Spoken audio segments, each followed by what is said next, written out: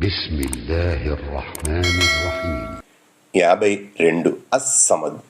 అస్సమద్ అంటే నిరుపేక్షాపరుడు, ఎవరిపైనా ఆధారపడనివాడు. మన శరీరాన్నే తీసుకోండి, మనసు శరీరంపై, శరీరం మనసుపై, కళ్ళు, చెవులు, చేతులు, కాళ్ళు, ఉదరం, ఇంకా ఏవైతే అవయవాలున్నాయో అన్నీ ఒకదానిపై ఒకటి ఆధారపడి పనిచేస్తున్నాయి. కాబట్టి మనం జీవనాన్ని సాగిస్తున్నాం.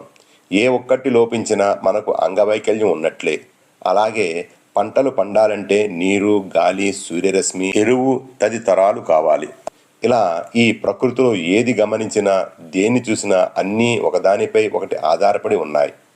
చివరికి ఈ ప్రపంచ వ్యవస్థ అంతా అల్లాహపై ఆధారపడి ఉంది.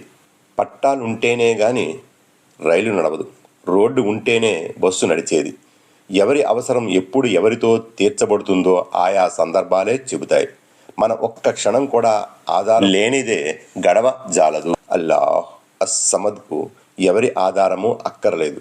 ఆయన ఎవరికీ జన్మించలేదు. మానవ అవసరాలన్నింటికీ అతీతుడు. మనకు నిద్ర, ఆకలి, పుట్టుక, గిట్టుక ఇవన్నీ ఉన్నాయి, కానీ ఆయన వీటన్నిటికీ అతీతుడు. ఈ ప్రపంచంలో ఎంతటి పెద్ద శక్తి అయినా ఒకరిపై ఆధారపడి నడిచేదే గాని అల్లాహకు ఎవరి ఆధారము అవసరం లేదు. అలాంటి గొప్ప శక్తిని, మహిమాన్వితుణ్ణి, సృష్టికర్తను, పోషకుణ్ణి వదిలేసి ఒకరిపై ఆధారపడి జీవిస్తున్న సృష్టిరాశుల్ని పూజించడం, వారిపై లేక వాటిపై ఆధారపడటం మన బుద్ధిమాంద్యానికి నిదర్శనం. ఈ సృష్టిలో మనిషి సర్వశ్రేష్ఠుడు. అటువంటి మనిషి తన శ్రేష్టతను స్వయంగా తనే కాదనుకొని తనకంటే హీనమైన, దీనమైన వాటిని పూజిస్తూ భ్రష్టతకు గురవుతున్నాడు. మనం పూజించాల్సింది, మొక్కుకోవలసింది ఒక్క దైవాన్నే తప్ప మరొకరిని కాదని బోధించడానికి వేల మంది ప్రవక్తలు ప్రభవింపబడ్డారు.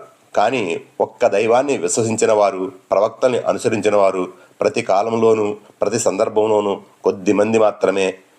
ఒక్క దైవాన్ని విశ్వసించడం అంటే ఒకే సృష్టితాన్ని జీవితాంతం పూజించడం కాదు.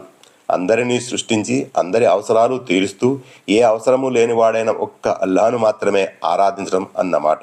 అల్లాహ్ ఒకడే నిరుపేక్షాపరుడు. అందరూ ఆయనపైనే ఆధారపడి ఉన్నారు. దివ్య ఖురాన్ 112:1-2.